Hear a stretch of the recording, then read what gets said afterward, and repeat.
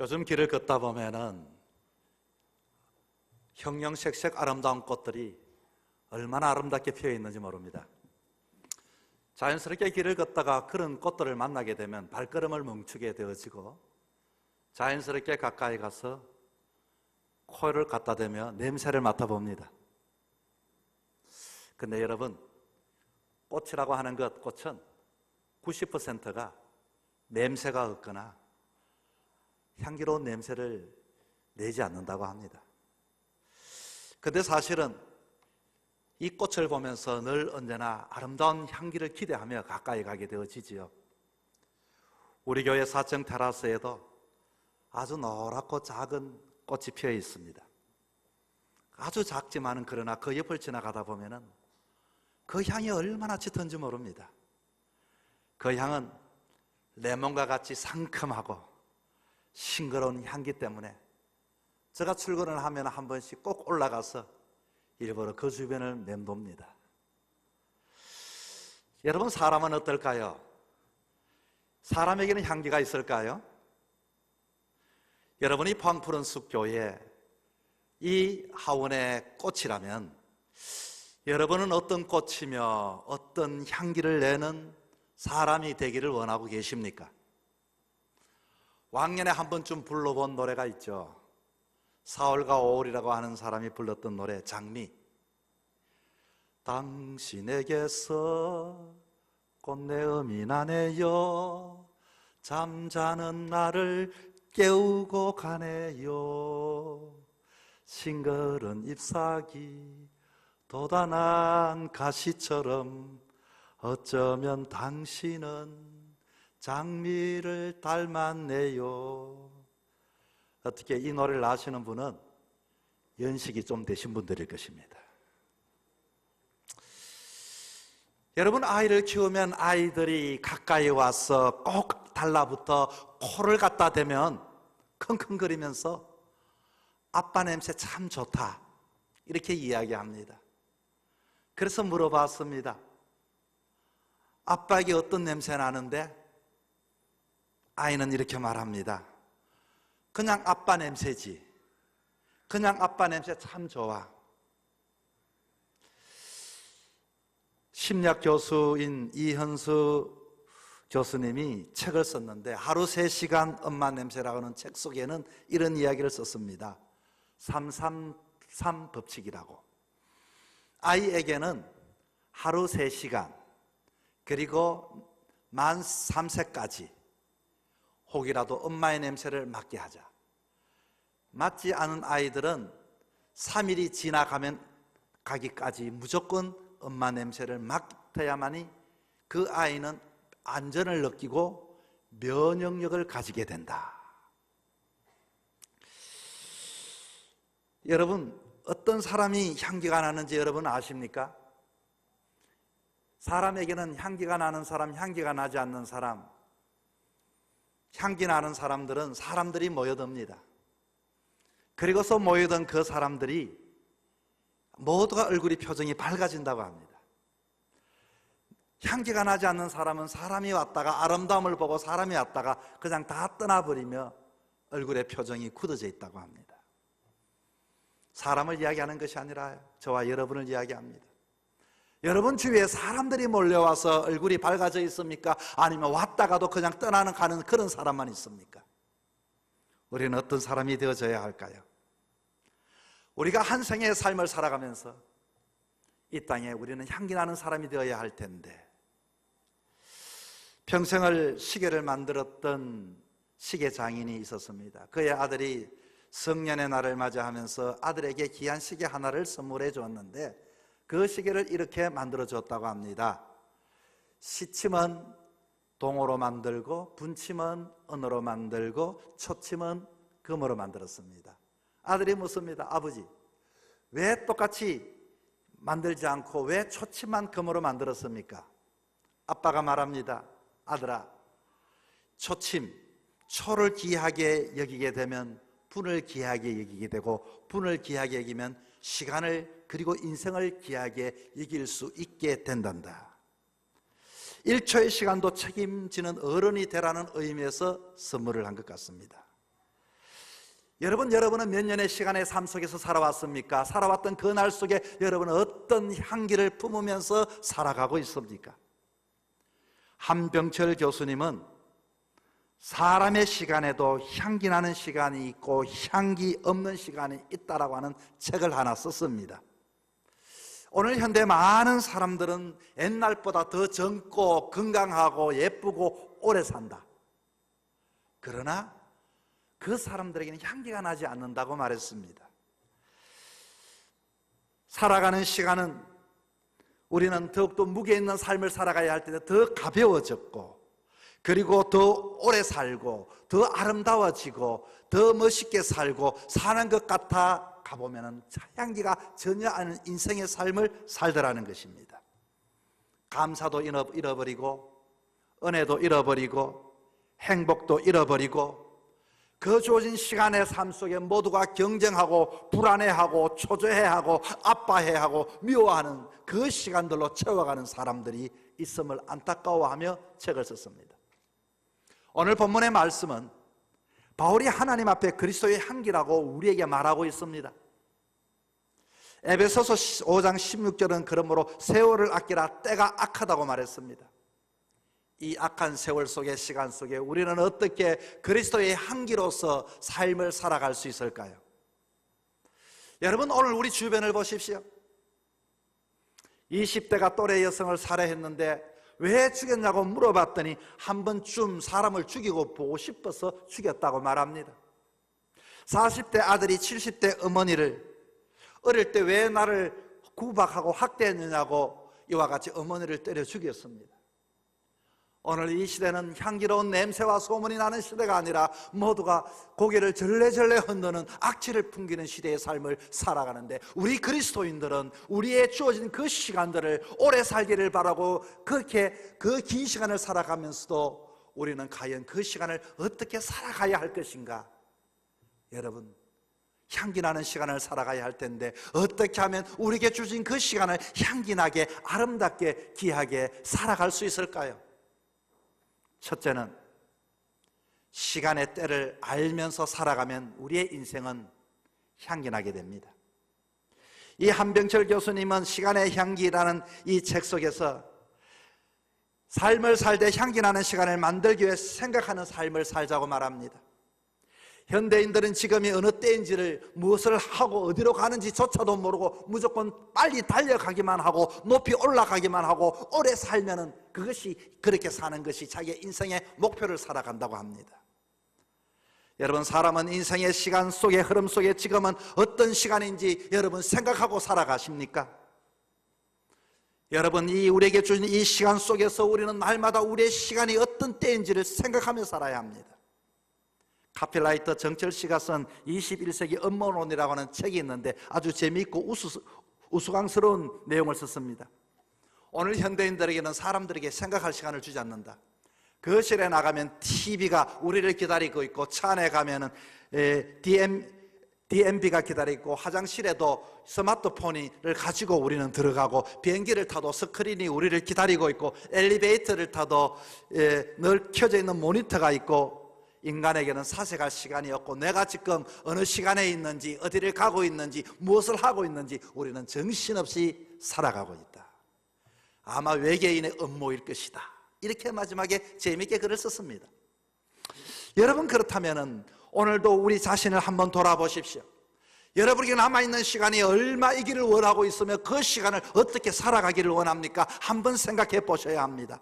믿음의 삶이라는 것은, 신앙의 삶이라는 것은, 예수를 믿는다는 것은 때를 알고서 사는 것이 진정한 신앙의 삶을 살아갈 수 있습니다. 지금 내가 이렇게 어렵지만 힘들지만 앞으로는 지금은 어떤 때이고 앞으로 나는 그 때를 위하여 어떻게 살아갈 것인가를 사색하고 명상하고 묵상하며 살아가야 하는 것입니다. 전도서 3장 1절은 이렇게 말합니다. 범사의 기한이 있고 천하 만사의 때가 있다. 그리고 2절은 이렇게 말합니다. 날 때가 있고 죽을 때가 있고, 심을 때가 있고, 심은 것을 뽑을 때가 있고, 죽일 때가 있고, 치료할 때가 있고, 헐 때가 있고, 세울 때가 있다. 모든 인생은 때마다 살아가는데 우리는 때를 잊어버리고 살아가더라는 것입니다. 내가 지금 현재를 잘 살아가고 있습니까? 앞으로 미래는 여러분 어떤 미래가 되기를 원하고 있습니까? 살아왔던 그 시간들에게 어떤 냄새를 풍기고 있습니까? 앞으로는 어떤 그 내 때 속에서 어떤 향기를 뿜어내며 살아가기를 원하고 고민하고 있습니까? 여러분, 우리 그리스도인들은 시간이 흘러가는 대로 내버려 두면 안 됩니다. 우리가 짧은 시간을 살아도 의미 있는 시간을 살아야 하고 향기 있는 삶을 살아가야 하는 것입니다. 그러므로 우리는 때를 헤아려야 합니다. 사람은 때를 헤아리는 사람은 환경을 탓하지 않습니다. 상황을 탓하지 않습니다. 자신의 처지를 탓하지 않습니다. 주어진 환경 속에 그 속에서 어떻게 가장 최선의 이와 같이 아름다운 내가 지금 무엇을 할 때인가를 아는 사람이 아름다운 향기를 이와 같이 뿜어낼 수 있게 되는 것입니다. 사랑하는 성도 여러분, 우리가 이 땅에 향기 나는 인생, 향기 나는 시간을 만들기를 원하십니까? 생각 없이 앞만 보고 달려가지 마시기 바랍니다. 중요한 것은 속도가 아닙니다. 중요한 것은 방향입니다. 우리는 끊임없이 매사 내 자신을 돌아보며 어디쯤 왔을까? 앞으로 어떻게 가야 할까? 자기 때를 알고서 살아가는 사람은 하나님의 자녀로 향기나는 삶을 살 수 있기에 여러분 늘 자신을 돌아보며 묵상하며 하나님의 뜻을 헤아리며 살아가는 저와 여러분 될 수 있기를 주의 이름으로 부탁을 드립니다. 두 번째는 어떻게 하면 우리의 인생의 시간 속에 향기나는 인생의 삶을 살 수 있습니까? 우리가 주어진 일에 사명에 최선을 다하는 사람은 향기나는 삶을 살아갈 수 있습니다. 저는 목회자입니다. 사람들은 목회자에 대한 기대를 가지고 있습니다. 조금이라도 기대에 어긋나면 목회자가 그럴 수 있느냐고 이와 같이 사람들이 마음에 실망을 합니다. 목회자는 성직입니다. 목회자는 사명이 있습니다. 그러나 목회자인 저뿐만 아니라 저나 여러분은 이 땅에 그냥 살아가는 것이 아니라 여러분에게 누구든지 사명이 있고 사역이 있고 역할이 있고 소명이 있음을 우리는 알아야 하는 것입니다. 여러분, 재해가 났을 때 119 구조대를 여러분 보십시오. 정말로 그 열악한 환경에 뛰어들어가 주어진 그 직업 때문에, 그 사명 때문에, 그 어려움 속에서도 그렇게 뛰어들어가 아이를 들쳐업고 떼어놓는다든지, 그와 같은 잔해 속에서도 잿더미를 덮어쓰고서 자기 일을 묵묵히 하는 그 사람, 그 사람의 모습이 왜 아름답지 않습니까? 그 사람에게만 땀 냄새만 나는 게 아닙니다. 자기의 사명, 최선의 삶을 사는 사람들에게는 아름다운 인생의 시간에 향기가 나게 되어져 있는 것입니다.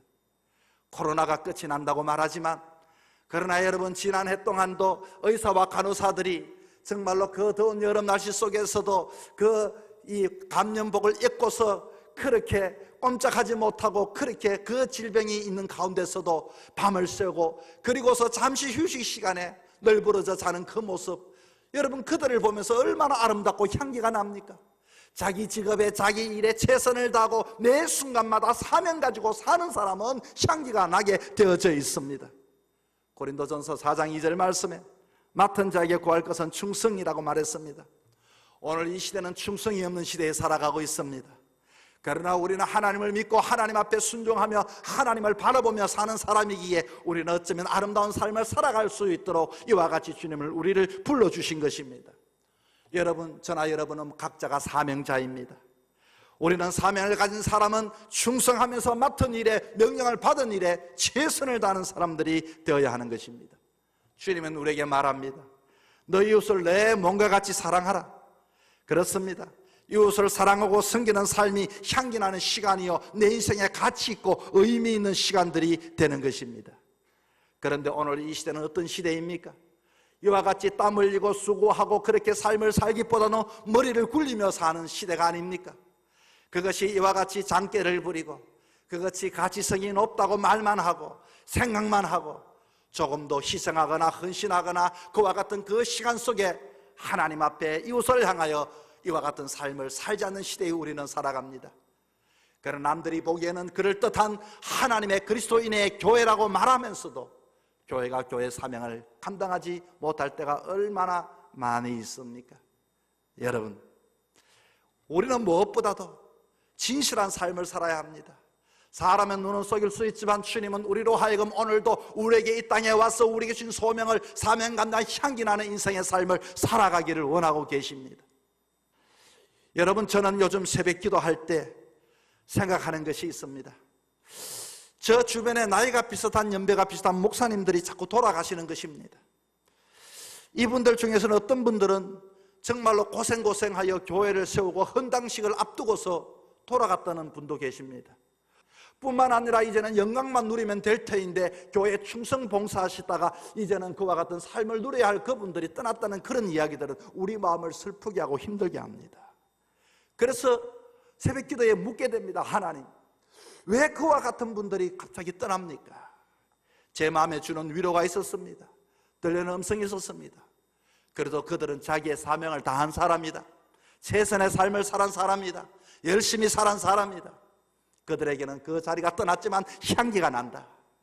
여러분, 이제는 우리 차례입니다. 여러분이 떠난 자리, 우리는 수없이 멋진 말을 하면서 멋진 신앙의 모습의 사람을 보여주면서 과연 내 자리는 과연 어떤 향기가 날까 하는 것입니다.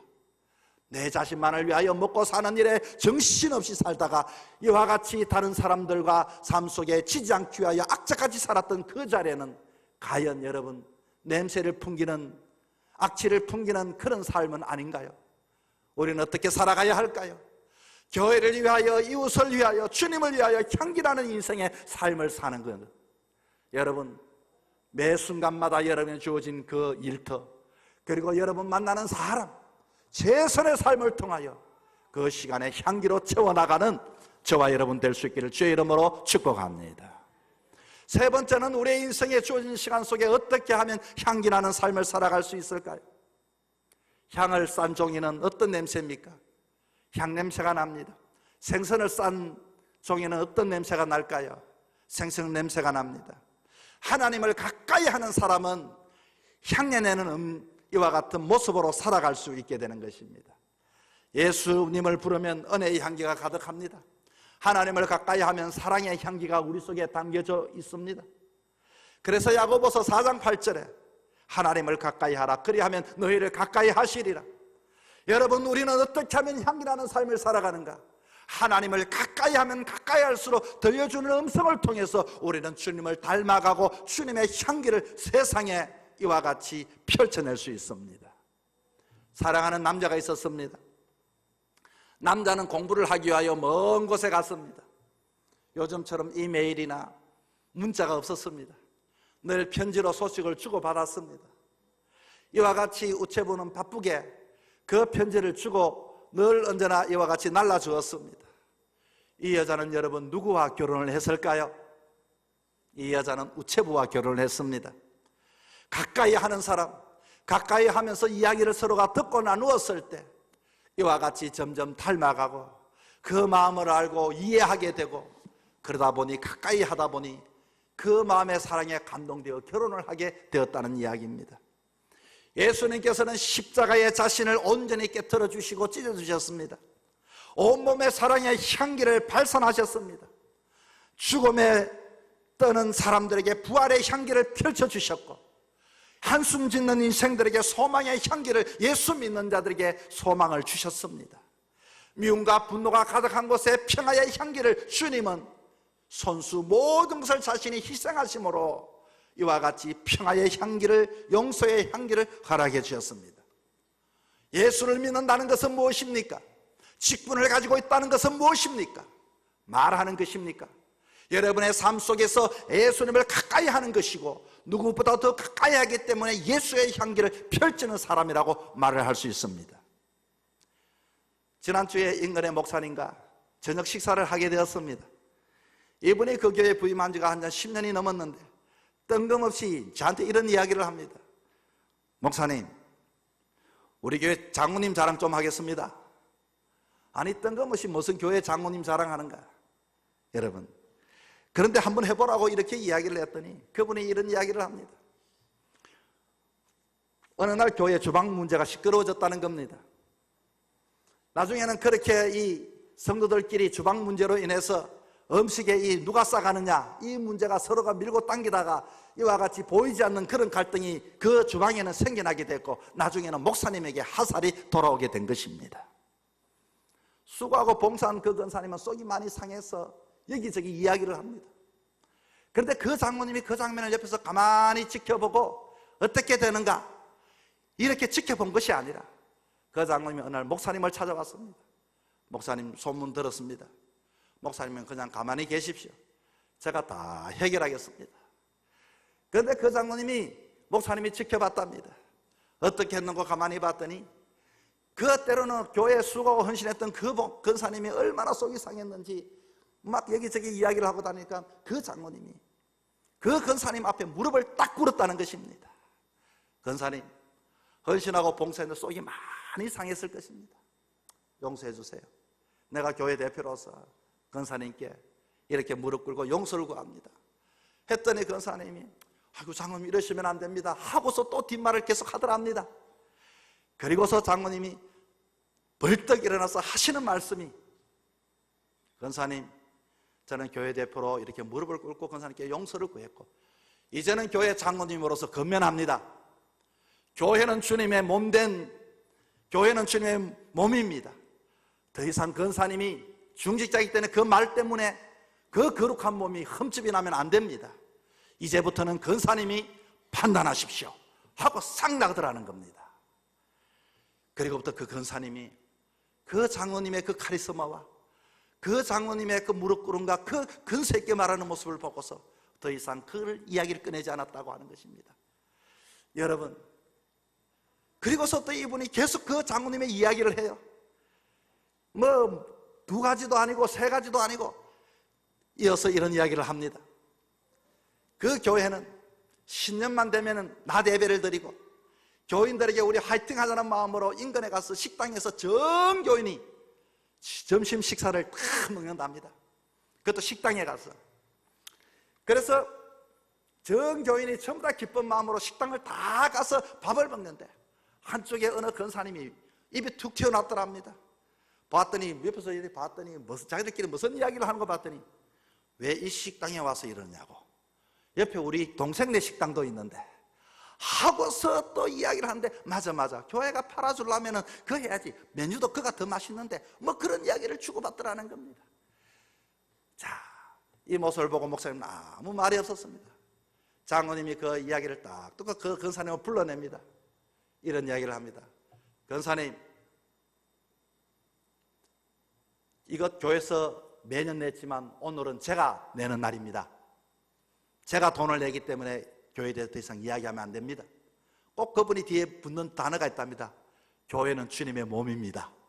몸을 더 이상 해치지 마십시오. 그 장로님이 자기 카드로 200만까지 돈을 끊고 탁 놨다는 겁니다.